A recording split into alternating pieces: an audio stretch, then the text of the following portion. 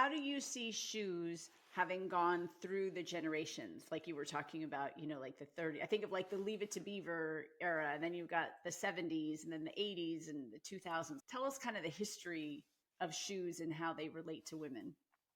It's not really a straight line. It's not like, oh, heels kept going up, right? It swings back and forth. Fashion is cyclical and women's roles are cyclical. In the 1920s, like a kitten heel was popular. And then during the war years, when there wasn't a lot of access to frivolity or fashion, women started wearing more practical shoes, right? Because you could only have a certain amount of shoes. There was actually rationing on shoes during World War II.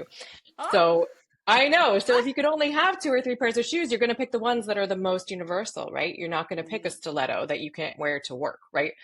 I think our ideas of what's powerful to women have changed, right? So in some eras, the idea of a pointy, dainty heel is considered powerful. And then in other eras, like the 90s, when I was a teenager, women were wearing very chunky, clunky, large, sort of conventionally unflattering shoes. I'm thinking like Doc Martens, like combat boots, like Converse Chuck Taylors, because they wanted to communicate something different. They wanted to communicate like, I am not a sex object. I am powerful in a different way.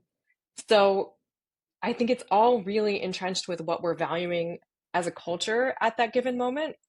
And I think now, as we see a return to traditional gender roles, like through a more conservative, administration, I'm wondering what that's going to do to shoes. If it's going to make, daintier shoes in fashion again, if we're going to see more 1950s era styles, or if there's going to be a real pushback from the fashion industry and women wearing, again, like clunky shoes that aren't conventionally sexy. I'm so curious to see.